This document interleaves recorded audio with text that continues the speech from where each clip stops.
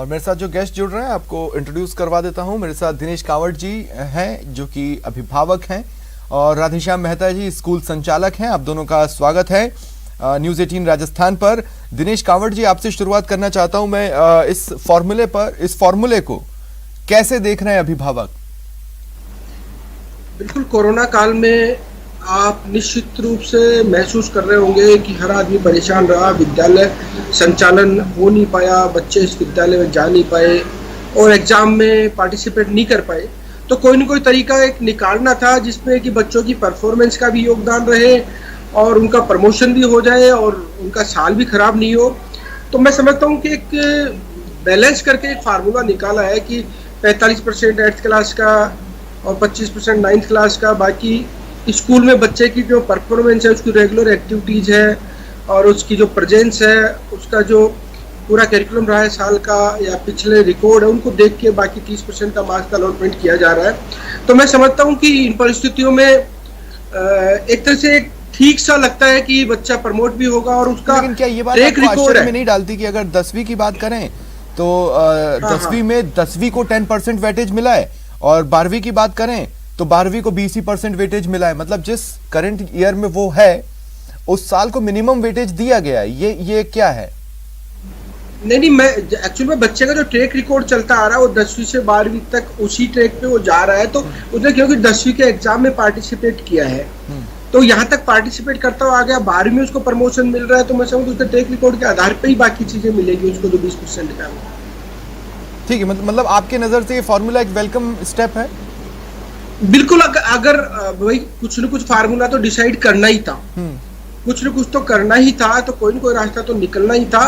हाँ ठीक है, थोड़ा बहुत अगर 12वीं में वेटेज एक्स्ट्रा मिल जाता, क्योंकि ये बोर्ड एग्जाम का भी एक विषय था इसमें और आगे कैरियर की तरफ जाने का भी एक विषय था, तो थोड़ा बहुत और बेनिफिट इसमें मिल जाता बच्चों।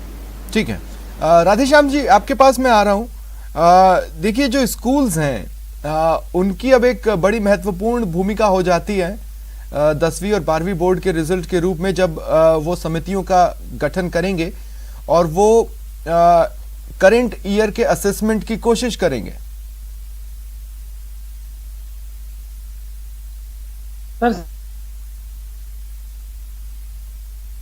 जी राधेश्याम जी, सुन पा रहे हैं मुझे?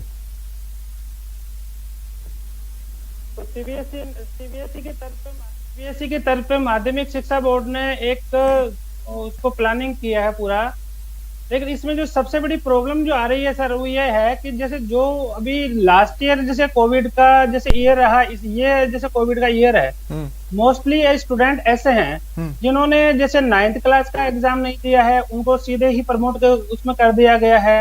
और यही कंडीशन 11th क्लास के स्टूडेंट्स की है। तो उन स्टूडेंट्स के लिए क्या होगा? इसमें जैसे 10th क्लास के लिए इन्होंने 8th क्लास में 45% है। अब जैसे बहुत सारे स्टूडेंट ऐसे होते हैं जैसे 8th क्लास में एक मेच्योरिटी लेवल कम होता है सर, तो वो जैसे 9th क्लास में मेच्योरिटी लेवल एकेडमिक होता है, तो कोई बच्चा 8th क्लास में परसेंटेज उसकी कम है, 9th क्लास में वो अपने आप को उसमें एक प्रकार से सीरियस होकर स्टडी करता है, तो वो उस स्टूडेंट्स को इसका नुकसान होगा। साथ ही के उसमें जैसे 11th क्लास से जो बच्चा 12th क्लास में प्रमोट होता है, तो 11th क्लास में मोस्टली स्टूडेंट ऐसे है जैसे मैं स्पेशल साइंस बैकग्राउंड की बात कर रहा हूँ कि जैसे कोई बच्चा आपके आईआईटी या जेई की, तो उसमें जेई और आईआईटी नीट इनकी तैयारी प्रिपरेशन में रहता है, तो 11th क्लास को वो इतना सीरियस लेता नहीं है। तो उसका जो आपके वेटेज आपने उसके 20% कहा है, तो ऐसे स्टूडेंट्स को भी इसका नुकसान होगा, भले ही उसके 10th क्लास में जैसे उसके 90 अबव मार्क्स है। लेकिन राधेश्याम जी मुझे एक बात समझाइए, जैसे आज जो 10वीं में है तो ये जाहिर सी बात है कि वो पिछले कोरोना काल में 9th से प्रमोट हुआ है, तो 9th में भी जो नंबर्स हैं वो किसी परीक्षा के नंबर्स नहीं हैं, वो असेसमेंट टाइप के ही नंबर्स हैं।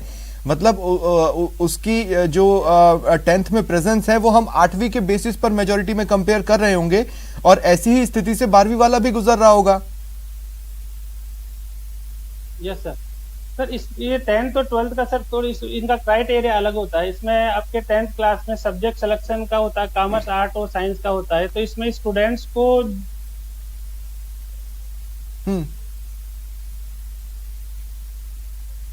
जो स्पेशल जो प्रॉब्लम आती है उसमें स्टूडेंट्स को ये है कि जैसे वो एक करियर ओरिएंटेड क्लासेस होती है सर, ये तो कैरियर ओरिएंटेड क्लासेस की वजह से बच्चा अपने उसमें कहीं ना कहीं कोचिंग करता रहता है, तो और स्कूल को वो उतना वेटेज देता नहीं, तो उन स्टूडेंट्स के लिए स्पेशल इसका नुकसान है सर। और करंट ईयर के असेसमेंट की मैं अगर आपसे बात करूं, मान लीजिए 10वीं के बच्चे के लिए या 12वीं के बच्चे के लिए, 10वीं के लिए 10% वेटेज रहेगा, 12वीं के लिए 20% वेटेज रहेगा। अटेंडेंस में तमाम तरह की दिक्कतें रही हैं, आप जानते ही हैं, अगर कोई स्कूल जाने की स्थिति में था भी तो उसके अलावा अगर डिजिटल वे में उन तक पहुंचने की कोशिश की गई हो तो एक डिजिटल गैप भी बहुत से स्टूडेंट्स में रहा है, जिन तक शिक्षा पहुंच ही नहीं पाई ढंग से जैसा माना जाए। तो क्या इसीलिए आपको लगता है कि ये 10% या 20% का जो वेटेज दिया गया है करंट ईयर को, वो उसके पीछे रीजन ये हो सकता है? उसने ऑनलाइन क्लासेस का प्लान किया है, लेकिन सबसे बड़ी प्रॉब्लम यह है कि माध्यमिक शिक्षा बोर्ड का जो भी आपके एक्सटेंशन है वो आपके रिमोट एरिया में है, ग्रामीण एरिया में है, और वहाँ पे जैसे आपके स्टूडेंट्स की जो कनेक्टिविटी है वो काफी कम है। हम स्कूल जो डायरेक्टर से उसमें मिलते हैं तो उनका यही कहना है कि हमारे पास जो आपके ऑनलाइन क्लासेस के जो स्टूडेंट्स का जो डाटा है, उसमें जो डेटा है वो उसमें 20 to 30% है। अब 70% के स्टूडेंट्स को डायरेक्ट आप जैसे आगे की क्लास में प्रमोट कर रहे हैं, वो बच्चा स्कूल में आ ही नहीं रहा है। तो ऐसे स्टूडेंट्स का जो इस रिजल्ट के फॉर्मूले के अकॉर्डिंग सर काफी उसमें कहीं ना कहीं सर इसमें कंफ्यूजन की स्थिति स्टूडेंट्स के बीच में भी है। तो 12th क्लास के बाद में जैसे जो भी बच्चा आरयू में आपके एडमिशन लेगा या डीयू में एडमिशन लेगा, तो उनका जो परसेंटाइल का जो क्राइटेरिया है वो क्या होने वाला है। बहुत सारे एग्जाम्स ऐसे होते हैं जो परसेंटेज बेस के ऊपर भी होते हैं, तो ऐसे स्टूडेंट्स का यदि परसेंटेज के अकॉर्डिंग कुछ न कुछ उसमें कंफ्यूजन की स्थिति, बहुत सारे स्टूडेंट्स भी क्वेश्चन पुटअप करते हैं कि इसके अकॉर्डिंग कैसा किस तरीके से हो सकता है। तो इसके अकॉर्डिंग जो भी सीबीएसई के अकॉर्डिंग जो माध्यमिक शिक्षा बोर्ड जो आपके पूरी गवर्नमेंट इसके ऊपर प्लान कर रही है, काफी एक्सपर्ट इसके ऊपर उसमें प्लान कर रहे हैं, ऐसे स्टूडेंट्स की काफी उनको ध्यान रहे।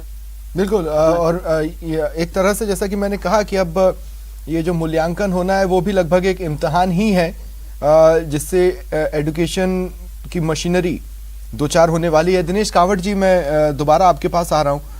देखिए, मोटे तौर पर मैं ये समझ पा रहा हूं कि चलिए अर्बन सेक्टर के जो पेरेंट्स हैं वो तो इस फॉर्मूले को वेलकम कहेंगे, लेकिन अगर रूरल सेक्टर्स के पेरेंट्स की बात करें तो उनकी तो तमाम तरह की दिक्कतें रही हैं अपने बच्चे को लेकर। कुछ तक शिक्षा पहुंच पाई, कुछ तक नहीं पहुंच पाई, ऊहापोह की स्थिति में तो वो भी हैं। अब इससे उनको फायदा भी हो सकता है और नुकसान भी, हालांकि नुकसान के चांसेस ज्यादा लग रहे हैं कम से कम वेटेज में। Yes sir. और रूरल एरिया में निश्चित रूप से एजुकेशन का बहुत बड़ा डिफरेंस है, और उसके कारण निश्चित रूप से ग्रामीण एरिया में इसका नुकसान होगा। लेकिन कोरोना की भयावहता को देखते हुए, बच्चों को जीवन को देखते हुए कहीं न कहीं किसी स्टैंड पे तो बैठना ही था, और दोनों रूरल और अर्बन दोनों के बीच में सामंजस्य बिठाने के लिए कुछ न कुछ सरकार को करना ही था। मैं समझता हूँ कि इससे बेहतरीन फार्मूला और हो नहीं सकता था। एक विषय जरूर इसमें मैं देख रहा हूँ कि ये जो प्राइवेट जो बच्चे एग्जाम देना चाह रहे हैं उनके लिए भी सरकार डिसाइड करेगी अगस्त में उनका एग्जाम करा सकते हैं, तो या तो उनको भी इनके साथ प्रमोट कर देते या फिर बाद में अगस्त तक वेट कर लेते। दोनों का ये भी एक रास्ता निकल सकता था, लेकिन कोरोना की अभी तीसरी जो स्ट्रेन आने वाली है वो बच्चों से काफी इफेक्टिव बता रहे हैं, तो उसको देखते हुए कहीं न कहीं किसी स्टैंड पे गवर्नमेंट को आना ही था। और मैं समझता हूँ ठीक है, 2-4% का वाइब्रेशन रहेगा। लेकिन मैं अगर गट्स की बात करूं, दिनेश कांवट जी, अगर मैं गट्स की बात करूं तो देखिए सीबीएसई ने एक गट्स दिखाया। उन्होंने ये कहा कि हम करंट ईयर को मैक्सिमम वेटेज देंगे। वो ये ऐसा इसलिए कर पाए क्योंकि उनके हिसाब से जो सीबीएसई बोर्ड के स्कूल्स हैं वो बच्चों तक ज्यादा पहुंचने में सफल रहे और बच्चों को ज्यादा जोड़ने में सफल रहे, लेकिन वही हिम्मत आरबीएसई नहीं दिखा पाया। देखो, आरबीएसई में सीबीएसई में बड़ा एक अंतर है, और मुझे कहते हुए कोई अतिशयोक्ति भी नहीं हो रही कि बड़ा अंतर है फीस का। और सीबीएसई स्कूलों ने फीस कनेक्शन के लिए ऑनलाइन क्लासों पे काफी वेटेज दिया, काफी जोर दिया, अभिभावकों को दबाव बनाया, प्रेशर बनाया कि किसी भी तरह वो ऑनलाइन क्लासेस ज्वाइन करें। जबकि जो आरबीएसई के स्कूल है वो ऑनलाइन क्लासों का जो इंफ्रास्ट्रक्चर है वो डेवलप भी नहीं कर पा रहे थे, उतना खर्चा भी वहन नहीं कर पा रहे थे। दूसरा, जो पेरेंट्स का एक वर्ग है, अभिभावक का वर्ग है, वो भी इस तरह का होता है। आरबीएसई स्कूलों में बहुत बड़ा डिफरेंस है सीबीएसई और आरबीएसई में कि वो उससे जुड़ भी नहीं पाया।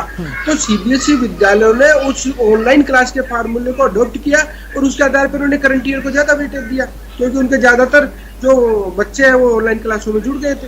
लेकिन इन्हीं नंबर्स पर तो बच्चों के करियर उड़ान भरेंगे।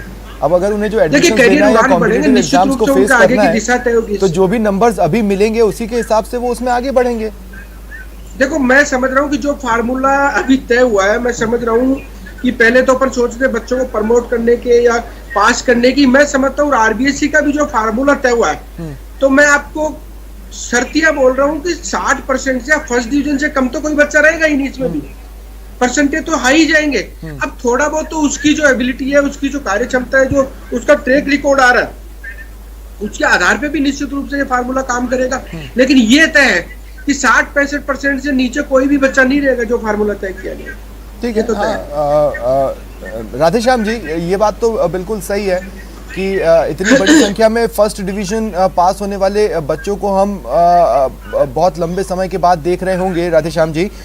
लेकिन फिर मैं उसी बात को दोहराऊं जो कि मैंने दिनेश जी से कही। मैं ये कह रहा हूं कि सीबीएसई ये जानता था कि हम करंट एकेडमिक ईयर में मैक्सिमम स्टूडेंट्स तक पहुंच पाए हैं और वो भी सीबीएसई से जुड़े हैं, लेकिन वही कॉन्फिडेंस करंट एकेडमिक ईयर को लेकर आरबीएसई नहीं दिखा पाया। तो उसके बहुत ऑब्वियस रीजंस हैं। सर, सबसे इम्पोर्टेंट जो मैं दिनेश जी कावंत जी की बात से बिल्कुल सहमत हूँ कि जैसे सीबीएसई का जो करिकुलम है वो 70 to 80% तक स्टूडेंट्स को कनेक्ट कर पाया है, और आरबीएसई के स्टूडेंट्स के पास में वो फैसिलिटी कहीं ना कहीं नहीं रही है। स्कूल के पास में भी वो फैसिलिटी की कमी रही है, तो ये स्टूडेंट्स को सफर करना पड़ा है। लेकिन मेरा क्वेश्चन यही है सर से कि जैसे जो स्टूडेंट 10th क्लास में अच्छा स्टूडेंट है, जिसने आपके जैसे कोई भी अपने करियर के अकॉर्डिंग सब्जेक्ट का सिलेक्शन किया है, अब उस बच्चे ने स्कूल के साथ साथ जैसे अदर कोचिंग इंस्टीट्यूट में वो ज्वाइन कर रहा है, जैसे मैं जेई की बात कर रहा हूँ, नेट की बात कर रहा हूँ, बच्चा सीए का एग्जाम उसमें वो आपकी प्रिपरेशन करता है, तो ऐसा स्टूडेंट 11th क्लास में वो थोड़ा सा उसका जो ग्राफ है वो बिल्कुल डाउन आता है। और जो बच्चा जैसे 10th क्लास में अच्छा है, आगे जाके उसका जैसे उसका मोटिवेशन लेवल कम होता है। देखिए, लेकिन इसीलिए मैं कह रहा था कि अगर करंट एकेडमिक ईयर में हम ज्यादा से ज्यादा टच कर पाते स्टूडेंट्स को और उसका वेटेज ज्यादा होता, तो वो करंट एकेडमिक ईयर में उनकी ओरिजिनल स्टैंडिंग के ज्यादा करीब होता कि वो बच्चा आखिर सच में कहां पर खड़ा है आज की डेट में नॉलेज को लेकर। मेरे साथ अब शिक्षाविद अंजनी शर्मा भी जुड़ रहे हैं। अंजनी जी, स्वागत है आपका न्यूज 18 राजस्थान पर। अंजनी जी, सीबीएसई का जो फॉर्मूला है वो मोटे तौर पर इस तरह का नजर आता है कि वो करंट एकेडमिक ईयर में बच्चे की क्या स्थिति है उसको ज्यादा से ज्यादा कैरिकेचर कर पाए। आरबीएसई के फॉर्मूले में करंट एकेडमिक ईयर को कम वेटेज देकर उसकी ओरिजिनलिटी या उसके मूल्यांकन को इसलिए शायद नीचे रखा गया क्योंकि आरबीएसई उस तरीके से तमाम बच्चों तक नहीं पहुंच पाई जिस तरह से सीबीएसई पहुंची। जी जी जी, बिल्कुल ठीक बात है। आरबीएसई के जो स्कूल है राजस्थान में, वो स्कूल एक तो खुले ही फरवरी के महीने में थे और अप्रैल के महीने में स्कूल बंद करने की स्थिति आ गई। इस दौरान शिक्षकों का अपने पाठ्यक्रम पूर्ण कराने पर ही फोकस रहा। बच्चों की किसी प्रकार की टेस्ट, इंटरनल असेसमेंट बहुत कम मात्र के हो पाए। इस 1.5 महीने का जो शिक्षण का कार्य था वो इतना समय पर्याप्त नहीं था कि बच्चों को कहीं इंटरनल असेसमेंट हो जाए, और कोरोना की दूसरी लहर आ गई। ऐसे में विद्यालय बंद करने पड़े और जुलाई से लेकर के जो ऑनलाइन पढ़ाई का जो हमारी राज्य सरकार ने प्रावधान किया, ऑनलाइन का राजस्थान की जो भौगोलिक परिस्थिति है और सरकारी विद्यालयों में पढ़ने वाले छात्रों की जो आर्थिक स्थिति है और ऑनलाइन शिक्षा तक उनकी जो पहुंच है, वो सरकार ने भी माना कि 60% बच्चों तक ऑनलाइन शिक्षा पहुंच पाई। ये तो सरकारी आंकड़े हैं। वास्तव में इसीलिए करंट एकेडमिक ईयर को वेटेज कम दिया गया है अपने फॉर्मूले में, शायद आरबीएसई द्वारा। बिल्कुल बिल्कुल 10% ही करंट वो दिया गया है राजस्थान बोर्ड द्वारा।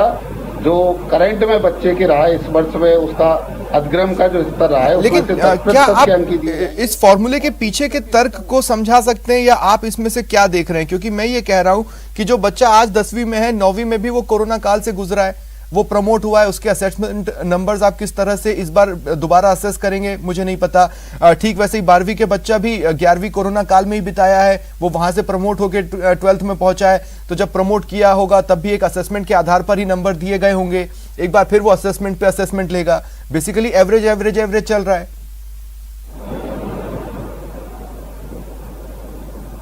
देखिए, ये जो परिस्थिति है वर्तमान की, ये जो वैश्विक महामारी है कोरोना, इसका प्रभाव न केवल शिक्षा जगत पर पड़ा, अब तो पूरे समस्त मानव जगत पर पड़ा है, और शिक्षा भी उससे अछूता नहीं है।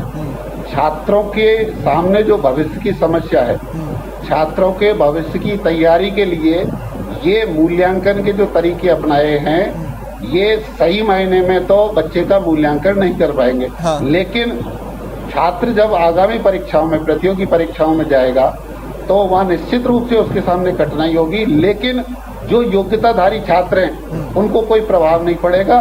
वो अपनी योग्यता का परिचय, जो भी प्रतियोगिता, चाहे नीट की परीक्षा हो, चाहे जेई की हो, चाहे जेई एडवांस हो, या आगे अन्य प्रतियोगी परीक्षा हो, वहाँ छात्र अपनी प्रतिभा का निश्चित रूप से लोहा दिखाएगा।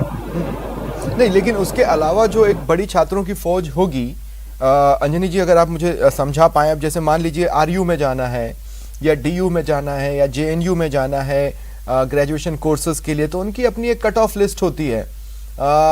अब मान लीजिए कि आम कंडीशंस में हो सकता है कि वो उस कट ऑफ लिस्ट में जगह बना लेता, लेकिन अब नंबर किस तरह के होंगे कह पाना मुश्किल है, वो कट ऑफ में जगह बना पाता है या नहीं बना पाता है। कहने का मतलब कि फ्यूचर क्या देख रहे हैं आप? देखिए, निश्चित रूप से ये जो महामारी का समय है, ये बच्चों के भविष्य पर तो एक प्रश्न चिन्ह इन्होंने लगाया है, लेकिन फिर भी शिक्षा के लिहाज से मेरा मानना यह है कि जो बच्चे प्रतिभाशाली हैं, वो किसी कारण से हो सकता है यहाँ अंकों के भार में या प्रतिशत में वो पिछड़ जाएं, लेकिन प्रतिभाशाली बच्चों को ना कोई महामारी रोक पाएगी, ना किसी तरह का असेसमेंट उनको रोक पाएगा। वो बच्चे निश्चित रूप से अपने प्रतिभा का तो ऐसे में लीनियंसी की उम्मीद तो स्कूलों से हमें करना चाहिए। राधेश्याम जी, एक लीनियंसी की उम्मीद तो हम करेंगे टीचर्स से कि वो लीनियंट रहेंगे, जरूरत से ज्यादा कठोर होने की कोशिश नहीं करेंगे, जबकि बोर्ड का तो मकसद ही कठोर होना है। स्कूल चाहे गवर्नमेंट हो या प्राइवेट हो, कोई भी टीचर्स ये नहीं चाहेगा कि मेरा स्टूडेंट का जो रिजल्ट है वो जैसे इफेक्ट हो, वो अपनी तरफ से पूरी कोशिश करेंगे। लेकिन जैसे मैं अंजनी जी की बात से थोड़ा सा सहमत नहीं हूँ कि जो बच्चा अभी जैसे जेईई और इन्होंने एग्जाम्पल दिए हैं कि जो बच्चा ऑनलाइन क्लासेज ले रहा है, लेकिन स्कूल में बच्चा क्या सीखता है? स्कूल में बच्चा काउंसलिंग सीखता है, स्कूल में बच्चा मोटिवेशन सीखता है, कंपटीशन सीखता है। तो जब वो बच्चा जो एकेडमिक जो भी उसका जो आपके सिलेबस है वो उसको कंटिन्यूअस पढ़ता जा रहा है, उसको वो खुद जो जज नहीं कर पा रहा कि मेरा पोटेंशियल कहाँ है, मैं कहाँ स्टैंड कर रहा हूँ, तो ये स्टूडेंट को एक कहीं ना कहीं सफर करने को उसमें मिल रहा है। साथ ही मैं ये कहना चाह रहा हूँ कि इसमें जो भी यस सर और सभी के साथ की बात से इस बात से सहमत हूँ।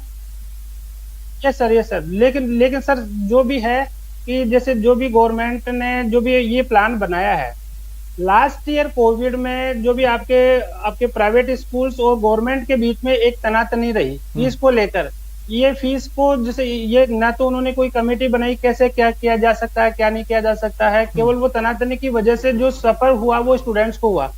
स्कूल वाले क्या ऑनलाइन क्लास को प्रमोट ज्यादा नहीं कर पाए, और वो जो आपके उसमें अभी अब हम सेकंड उसमें जो दूसरी तरफ सीबीएसई की स्कूल को देखते हैं, सीबीएसई का एक करिकुलम जो आपके कोविड जो उसमें चरम पे था, उस समय से उनका करिकुलम चल रहा था कि आपको पर्टिकुलर टाइम के अकॉर्डिंग आपको ऑनलाइन क्लासेस देनी है, इसका इंटरनल जो असेसमेंट है वो इसी के अकॉर्डिंग होना। तो ये कहीं ना कहीं दोनों में डिफरेंस है सर। मुझे लगता है कि ये जो 2 साल या हो सकता है अगर सब कुछ ठीक रहा तो अगला साल तो नहीं, लेकिन अगर चीजें ठीक नहीं होती और लोगों की लापरवाही नहीं घटती है तो फिर मोटे तौर पे अगला साल भी चपेट में आ सकता है। लेकिन इन 2-3 साल के जो बच्चे रहे हैं स्कूलों में, उनके लिए टफ रोड अहेड है। मुझे लगता है कि उसे और आसान बनाने के लिए अभी आने वाले दिनों में हमें कुछ और चीजें देखने को मिल सकती है। दिनेश कावड़ जी, क्या सहमत है आप मेरी बात से?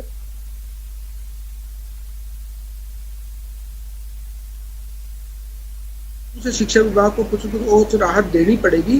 साथ ही जो ये पूरा बैच निकलेगा 2-3 साल का, तो ये सारा बैच एक साथ ही जाएगा, चाहे राजस्थान यूनिवर्सिटी में जाए चाहे दिल्ली यूनिवर्सिटी में जाए, तो उसमें कट ऑफ लिस्ट भी ये सभी बच्चों के बीच में डिसाइड होनी है, अलग से कोई बच्चे आने नहीं है। तो लगभग कट ऑफ लिस्ट का भी रेशियो या परसेंटेज है वो वही चलेगा, लगभग लेवल में ही चलेगा। इसलिए मैं समझता हूँ कि जो ये प्लेटफॉर्म वो सिमिलर चलने वाला आगे, इसमें और क्या अपन बच्चों को राहत दे सकते हैं, इस विषय पे जरूर। ऐसे में एक अंतिम सवाल जरूर मैं यहाँ पे लेना चाहता हूँ। अंजनी जी, देखिए अब आप इसे विडंबना कह लीजिए या कुछ भी कह लीजिए कि बच्चे के कैलिबर को इंडिया में सिर्फ मार्कशीट के टुकड़े से ही देखा जाता है, असली में उसमें क्या था वो भारतीय सिस्टम खंगालने में ऐसे कोई नया रास्ता नहीं खोज पाया। ये 2 साल ऐसे हो सकते थे कि जिसमें हम बच्चे में जो रियल में जो खूबियां हैं उसे निकालने का कोई फॉर्मूला तैयार करते और उस हिसाब से स्टडी पैटर्न होता।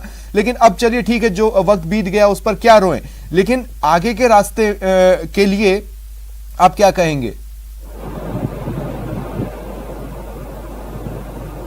देखिए, निश्चित रूप से ये जो 2 वर्ष के छात्र और छात्राएं रहे हैं, चाहे राजस्थान बोर्ड के हो चाहे सीबीएसई के हो, पूरी दुनिया के छात्र छात्राओं पर की पढ़ाई पर इसका प्रभाव पड़ा है। लेकिन आगे आने वाली जो समस्या है जिसकी तरफ आपने ध्यान आकृष्ट किया है, तो सरकार को भी इस तरह की व्यवस्था करनी चाहिए कि आगे कोई यदि ये महामारी ऐसी रहती है तो बच्चों को जो तराशने का काम है, वो जैसा भी मेरे एक साथी कह रहे थे कि कक्षा का जो अध्ययन अध्यापन का कार्य होता है, निश्चित तौर पर ऑनलाइन की पढ़ाई का वो प्रभाव नहीं आ पाता जो कक्षा में आमने सामने प्रत्यक्ष शिक्षक और शिक्षार्थी का होता है। लेकिन चूंकि परिस्थिति न केवल हमारे सामने, पूरे विश्व के सामने इस तरह की परिस्थिति है, इसलिए सरकार को और शिक्षाविदों को मिलकर के कोई ऐसा रास्ता ढूंढना चाहिए जिसमें से प्रतिभाशाली जो बच्चे हैं उनके किसी तरह की प्रतिभा। शुक्रिया राधेश्याम जी, दिनेश जी, अंजनी जी, आप तीनों का मेरे साथ जुड़ने के लिए और चर्चा में शामिल होने के लिए। फिलहाल इतना ही, नमस्कार।